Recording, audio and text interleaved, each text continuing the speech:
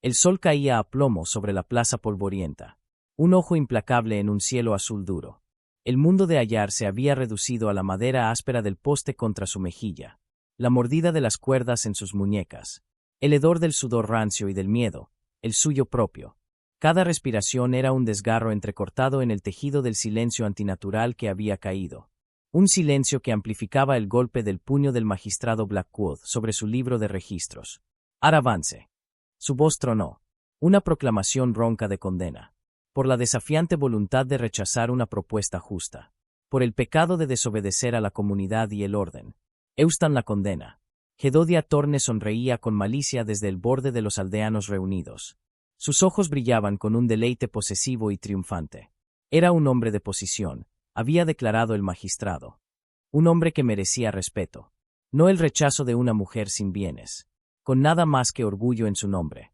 El rechazo de Ara había sido silencioso, pero absoluto. Ella no sería suya. El precio de ese rechazo era este. El látigo. La humillación pública. La ruptura. El primer golpe cayó como una lengua de fuego, abrazando su espalda, arrancando un jadeo ahogado de su garganta. Su visión se abrió y luego se desvaneció en oleadas de dolor nauseabundo. Cerró los ojos con fuerza, pero los rostros de la multitud quedaron grabados allí. Los ávidos, los crueles, los compasivos, los que deliberadamente apartaban la mirada. Otro latigazo. Y otro. Su vestido de algodón, ya desgastado, se hizo trizas bajo el silbido del cuero, exponiendo piel que se ampollaba y sangraba.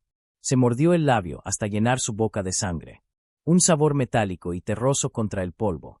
Su mirada, cuando logró enfocarla, se clavó en una pequeña y terca hierba, que brotaba por una grieta en la tierra reseca, al pie del poste. Desafiante. Viva. Una chispa de algo que no era dolor. Algo frío y duro. Se encendió en su pecho. Que la vieran sangrar. Que escucharan su silencio. Era todo lo que le quedaba. Cada golpe le sacaba el aire de los pulmones. Una brutal puntuación al sermón continuo de Blackwood sobre sus pecados.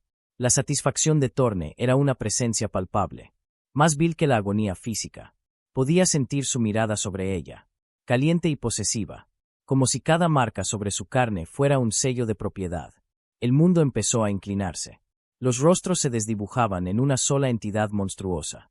La oscuridad lamía los bordes de su visión, prometiendo el olvido.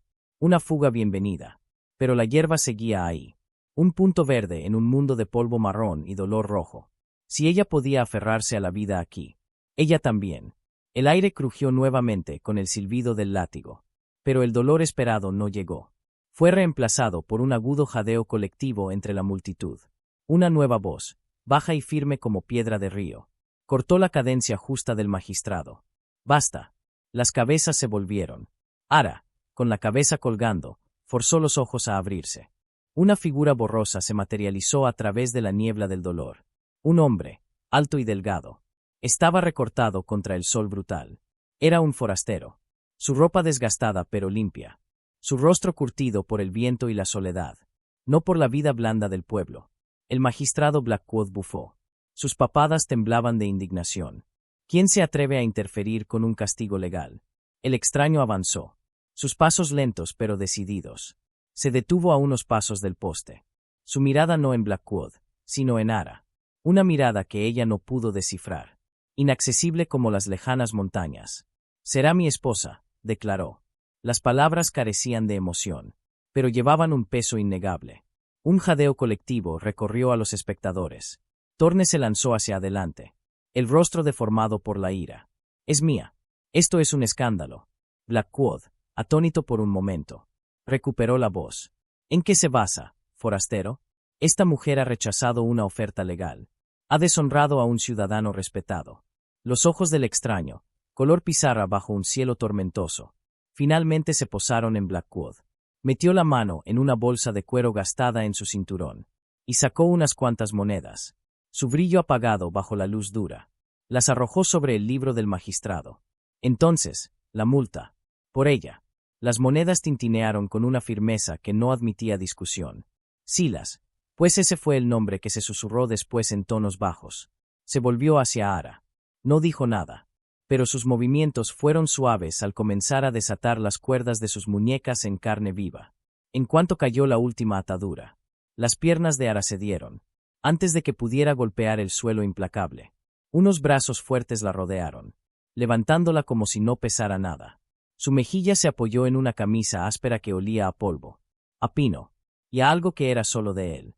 La multitud se abrió en silencio mientras él la alejaba de la plaza, lejos de la furia impotente de Torne, y de la indignación balbuceante de Blackwood, dejando atrás solo el eco de su declaración, y el olor de su sangre sobre la tierra cruel del pueblo. Su último pensamiento coherente antes de que la oscuridad la envolviera fue el asombroso, imposible hecho. Estaba libre del poste, acurrucada, y en movimiento. El viaje fue una borrosidad de movimiento brusco y dolor abrasador, salpicado por momentos de conciencia nebulosa. Sintió el sol en su rostro, luego la frescura de la sombra, el olor a caballo y cuero. Cuando pudo abrir los ojos, vio la dura y hermosa extensión de una tierra implacable que se extendía en todas direcciones, afloramientos rocosos, vegetación escasa pero tenaz, un cielo vasto hasta lo imposible. Silas se movía con el caballo en un ritmo constante, casi reconfortante a pesar del dolor que la atravesaba con cada paso. Hablaba solo con el animal, murmullos bajos que ella no lograba entender. Algún tiempo después, el movimiento se detuvo.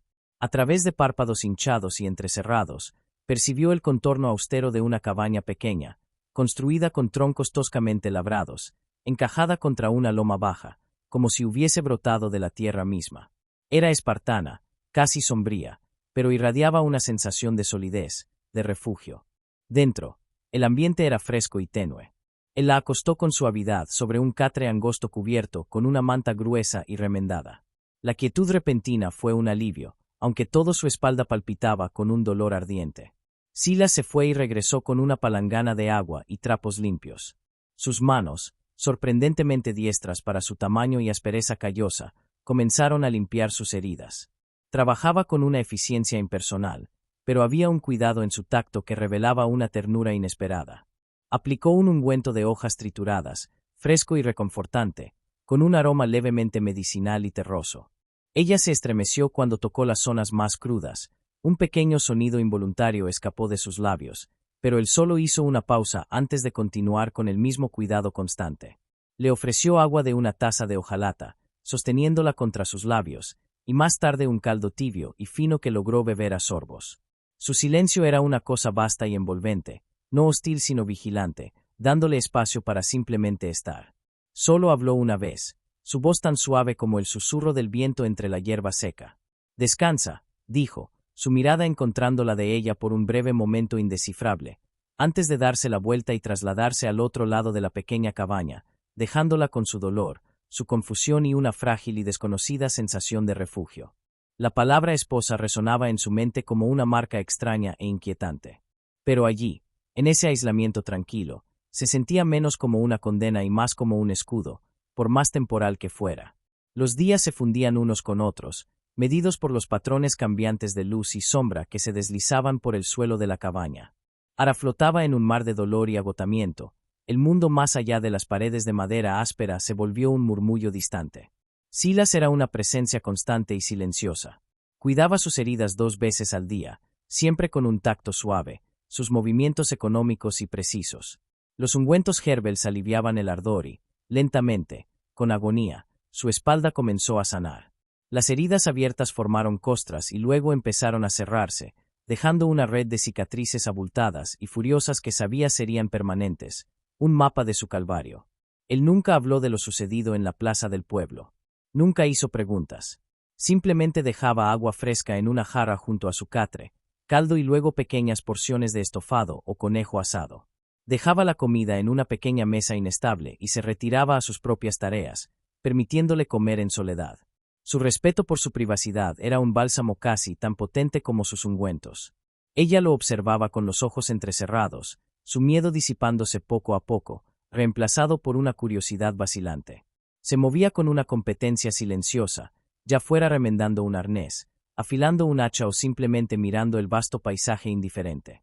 Su rancho, comenzó a darse cuenta, era una empresa marginal arrancada a la tierra hostil solo por pura tenacidad. Unos pocos reses flacas pastaban en un cercado rústico, un pequeño huerto luchaba contra el suelo árido. Su vida era de labor constante, de hacer lo que se podía. Pero había una dignidad en su lucha, una resiliencia que reflejaba la vida terca del desierto que los rodeaba. Era parte de esa tierra, tan curtido y perdurable como los viejos enebros que salpicaban las laderas. Empezó a hacer pequeños movimientos, probando su fuerza. Sentarse era una prueba. El tirón sobre su espalda aún en proceso de sanación era insoportable. Pero cada día lograba un poco más. Una tarde, mientras Silas revisaba los cercos, colgó las piernas del catre y se puso de pie, tambaleante, sus músculos débiles y temblorosos. El acto simple se sintió como una victoria monumental. Dio unos pasos vacilantes. Su reflejo en el vidrio turbio de la única ventana le devolvió la mirada de una extraña demacrada. La mujer en la plaza del pueblo parecía un fantasma, una criatura de dolor y vergüenza. Esta mujer, marcada y frágil, era otra, alguien nuevo, forjado en el silencio y la soledad. A medida que su fuerza física regresaba, comenzó un tipo distinto de curación. El terror que había sido su compañero constante comenzó a aflojar su agarre, reemplazado por una frágil sensación de seguridad. El silencio de la cabaña, que antes la inquietaba, se volvió reconfortante.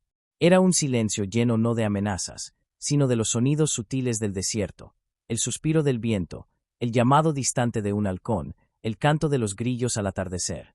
Y era un silencio que le permitía que sus propios pensamientos salieran a flote. Ya no ahogados por el miedo, empezó a aventurarse afuera, primero solo hasta el umbral de la cabaña, luego más lejos, explorando los alrededores del pequeño terreno. La tierra era árida, pero poseía una belleza severa que resonaba con algo profundo en su interior. Empezó a notar los pequeños detalles, los patrones intrincados del líquen sobre las rocas, la delicada sorpresa de una flor silvestre del desierto, la forma en que la luz transformaba el paisaje al amanecer y al anochecer. Silas observaba sus exploraciones tentativas sin comentar nada, pero ella sentía su conciencia, su atención. Dejaba herramientas donde ella pudiera verlas, una azada junto al jardín agonizante, un cuchillo gastado sobre la mesa. Una mañana lo encontró observándola mientras examinaba una planta de hojas plateadas y suaves. Milenrama, dijo él, su voz la sobresaltó. Buena para las fiebres. Y para detener el sangrado, añadió, mostrándole cómo identificarla, cómo triturar las hojas para liberar su aroma penetrante. Fue el inicio de un nuevo tipo de comunicación entre ellos, escasa y práctica, enraizada en las realidades de su existencia compartida. Le enseñó otras cosas, a menudo sin palabras, solo con demostraciones, como leer las señales del clima en las nubes, como rastrear un conejo por sus huellas casi invisibles, como remendar una lona con puntadas fuertes y ordenadas. Le dio un viejo cuchillo de desollar, su hoja desgastada pero afilada, y le mostró cómo afilarlo en una piedra mojada. Para protegerte, dijo simplemente, su mirada encontrándose con la de ella, reconociendo un entendimiento compartido de los peligros del mundo. No era solo por los animales. Las habilidades que aprendía eran herramientas de supervivencia, sí, pero también de autosuficiencia. Cada nueva competencia era un pequeño acto de recuperación, de construcción de una fortaleza no solo física, sino interna. Veía en Silas no a un amo, sino a un compañero superviviente, su resiliencia silenciosa reflejo de la fuerza que ella comenzaba a descubrir dentro de sí misma. La carga no dicha de él parecía pesarle, grabada en las líneas alrededor de sus ojos. Pero la soportaba con la misma gracia estoica con la que enfrentaba la dureza de la tierra. Su versión de esposa no se trataba de posesión, sino de una vigilancia compartida, una alianza silenciosa frente a un mundo que podía ser tanto hermoso como brutal. La frágil paz de su existencia aislada se rompió una tarde, con el sonido distante de caballos acercándose. Ara, que atendía el pequeño huerto, sintió un escalofrío helado apretarle el corazón. Silas, arreglando una brida cerca de la cabaña, se irguió lentamente, con la cabeza inclinada, escuchando. Sus ojos, usualmente tranquilos, se entrecerraron casi imperceptiblemente. Adentro, dijo, su voz baja y urgente. Ella no hizo preguntas, corriendo hacia la cabaña, su mano yendo instintivamente al cuchillo que llevaba en el cinturón. Por una rendija de la ventana clausurada los vio. Jedediah Torne, su rostro aún con una leve marca de una pelea pasada, flanqueado por dos hombres de rostro duro a los que no reconocía, probablemente matones contratados. Cabalgaban con una arrogancia que dejaba claro su desprecio por ese lugar y sus habitantes. Torne detuvo su caballo a cierta distancia de la cabaña, los labios curvados en una mueca. Silas, ermitaño, Sal a enfrentar a tus superiores. Silas salió de la cabaña sin mostrar alarma, pero cada línea de su cuerpo estaba tensa, lista. Se detuvo en el porche, las manos sueltas a los costados. Expon tus motivos, dijo. Thorne rió, un sonido áspero y desagradable. ¿Mis motivos? He venido por lo que es mío. Esa mujer que te robaste, señaló con desprecio hacia la cabaña. Esta no es vida para ella, rascando la tierra con un hombre como tú. Ella merece un hogar de verdad, un esposo de verdad. La sangre de Ara se congeló, y luego se encendió con una furia que la sorprendió. Antes de que Silas pudiera hablar, abrió el pestillo de la puerta y salió para pararse a su lado, no detrás de él. El sol iluminó las cicatrices plateadas en sus brazos, donde su blusa había sido desgarrada, marcas por las que Thorne era responsable.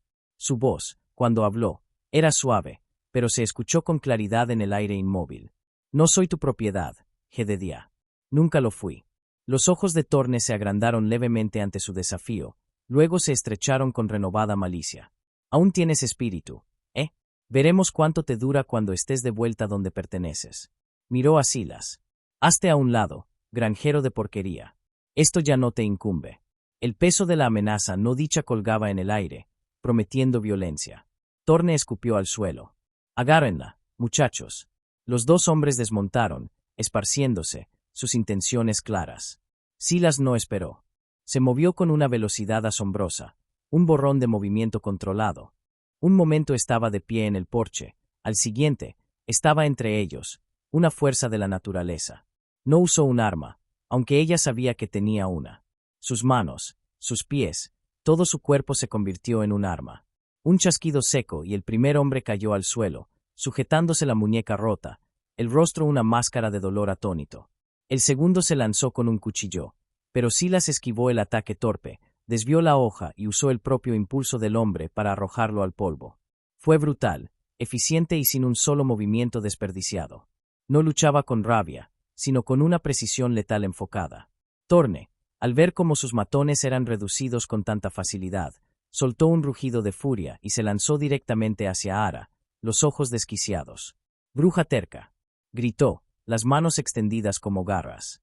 El instinto, afinado por las silenciosas lecciones de Silas y su propia voluntad desesperada de sobrevivir, se apoderó de ella. No gritó, no se estremeció. Cuando Thorne se abalanzó sobre ella, Ara se apartó y desenvainó el cuchillo que Silas le había dado. Se sentía como una extensión de su propia mano. Él intentó agarrarla del brazo, pero ella alzó la hoja en un arco corto y certero, cortando su antebrazo. No fue una herida profunda, pero sí dolorosa y desconcertante. Thorne aulló, tambaleándose hacia atrás, sujetándose el brazo sangrante, los ojos abiertos de par en par por el asombro y un miedo nuevo, desconocido.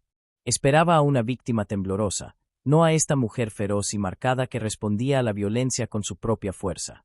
Silas había dominado al segundo hombre y ahora observaba a Thorne con una expresión inescrutable, pero totalmente implacable. El equilibrio de poder se había alterado radicalmente. Thorne, acunando su brazo ensangrentado, miró del rostro pétreo de Silas a la postura firme de Ara, el cuchillo goteando en su mano como una declaración en sí misma. La pelea había desaparecido de él, reemplazada por una mirada venenosa. «Esto no se ha acabado», gruñó, pero su voz carecía de convicción. Hizo un gesto a sus hombres adoloridos. «Levántense, inútiles». A trompicones, montaron sus caballos, Thorne el último, el rostro pálido bajo la rabia. Se alejaron no con la arrogancia con la que habían llegado, sino con la prisa de la derrota, dejando atrás solo el polvo suspendido en el aire y el eco de sus amenazas vacías. El silencio cayó denso y pesado, solo roto por sus respiraciones agitadas. Silas se volvió hacia Ara, su mirada recorriéndola en busca de heridas. Sus ojos, grises como una tormenta, se encontraron con los de ella, y por primera vez, vio un destello de algo parecido a la aprobación, quizás incluso orgullo. «Eres fuerte», dijo, simplemente. Palabras sencillas, pero que resonaron profundamente en ella. Era más de lo que le había dicho en semanas. Un reconocimiento profundo. En ese momento, el significado de su afirmación en la plaza del pueblo se cristalizó. «Es mi esposa» no había sido un acto de posesión, sino un escudo, una declaración de protección ofrecida en el único lenguaje que hombres como Blackwood y Thorne entendían. Había sido un salvavidas arrojado a una mujer que se ahogaba. Ahora, de pie a su lado, habiendo enfrentado a su verdugo, sintió un cambio fundamental dentro de sí misma. La vergüenza que se había aferrado a ella como un sudario se había quemado en el crisol de esa confrontación, dejando tras de sí una fuerza templada. Ya no era Arabance, la mujer públicamente humillada, ni simplemente la esposa de Silas por decreto. Era Ara, una sobreviviente. Una mujer que había encontrado su lugar al borde del mundo, con el espíritu marcado pero intacto. Miró el cuchillo en su mano, una fina mancha de sangre de torne brillando en el filo afilado. No era un arma de malicia, sino una herramienta de defensa, de autoconservación. Lo limpió en la hierba áspera y lo guardó. Más tarde esa noche, mientras el sol sangraba tonos carmesí y dorado en el horizonte, Silas le entregó en silencio un pequeño pájaro de madera tallado, con las alas extendidas como si estuviera en pleno vuelo. Estaba desgastado por los años, claramente algo que él había atesorado. Lo colocó en su palma sin decir una palabra, sus dedos callosos rozando los de ella por un segundo fugaz. Era una ofrenda. ¿Un símbolo de qué? De libertad. De resiliencia. De un camino compartido. No necesitaba preguntar. Lo entendió. Ese rancho remoto, que alguna vez fue solo un refugio, ahora se sentía como algo más.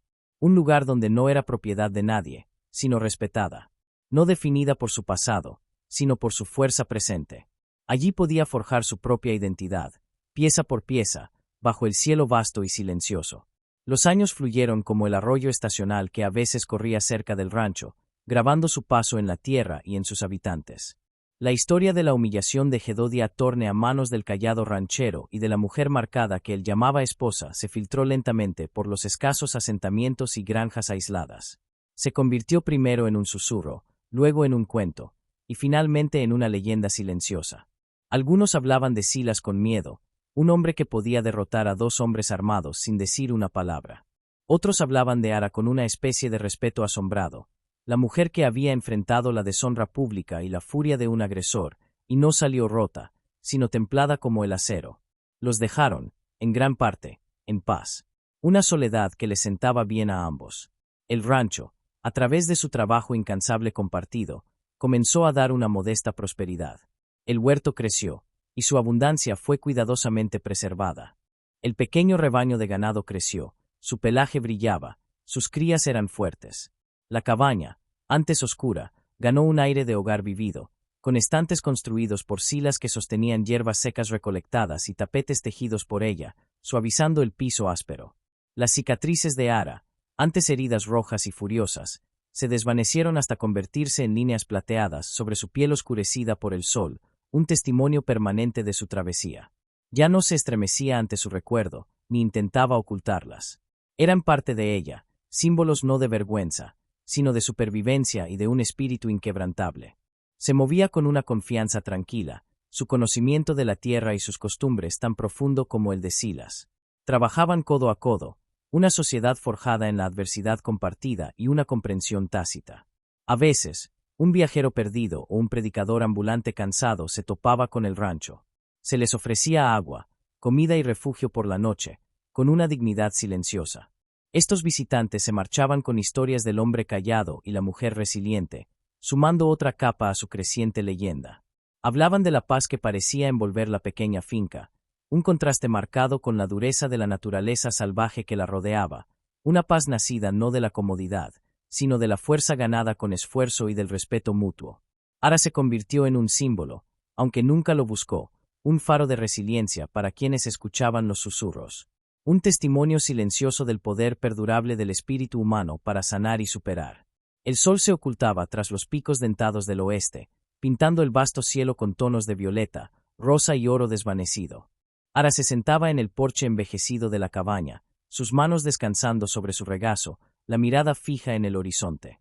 Silas estaba a su lado, en su habitual silencio, su presencia un peso sólido y reconfortante. El aire era fresco, llevaba el aroma del polvo y de una lluvia distante. El canto nocturno de los grillos componía una sinfonía suave. Décadas habían pasado desde aquel día en que él la había reclamado en la plaza del pueblo, desde que ella se había enfrentado a Torne, cuchillo en mano. Sus cabellos ahora estaban entrelazados con hilos de plata, sus rostros marcados con las líneas del tiempo y del esfuerzo, mapas de una vida vivida con plenitud y ferocidad. Su matrimonio nunca se habló en términos convencionales, Nunca fue formalizado por iglesia ni por ley, más allá de aquel primer reclamo desesperado. Nunca lo necesitó. Era un vínculo forjado en fuego y silencio, una sociedad de supervivencia que había madurado en una comunión profunda y tácita. Un voto renovado cada día en el trabajo compartido, en la compañía tranquila, en el respeto mutuo que era la base de su existencia. Las cicatrices en la espalda de Ara, ya hacía tiempo desvanecidas a simples trazos pálidos, eran ahora solo parte de su historia, recordatorios de un pasado que no solo había sobrevivido, sino trascendido. Ya no era definida por ese trauma, ni por ningún nombre o papel impuesto. Era Ara, completa y dueña de sí misma, su identidad forjada en el crisol de su propia resiliencia y en el santuario silencioso de esta tierra salvaje. El rancho era su legado, un testimonio de su fuerza perdurable, un pequeño pero tenaz rincón de vida arrancado a la naturaleza. El pájaro de madera que Silas le había dado hacía tanto tiempo descansaba sobre la repisa de la chimenea, sus alas por siempre listas para volar, símbolo de la libertad que ella había reclamado. Su historia, susurrada alrededor de fogatas solitarias y en tonos bajos en pueblos lejanos, se había vuelto una leyenda silenciosa. La historia de la mujer azotada que se negó a quebrarse, y del ranchero silencioso que no ofreció posesión, sino un espacio para sanar y volverse fuerte. Cuando el último rayo de sol desapareció, dejando la tierra en el suave abrazo del crepúsculo, Ara sintió una paz profunda y perdurable. Era la paz de una batalla duramente ganada, de una vida recuperada. Había sido la víctima, la sobreviviente, y ahora era simplemente ella misma. Una leyenda silenciosa en su propio derecho, un espíritu tan vasto e indómito como la tierra que llamaba hogar. La esperanza que había encontrado no vino de un rescate dramático, sino del fuego lento y constante de su propia fuerza interior, avivado por la inesperada gracia de un guardián silencioso.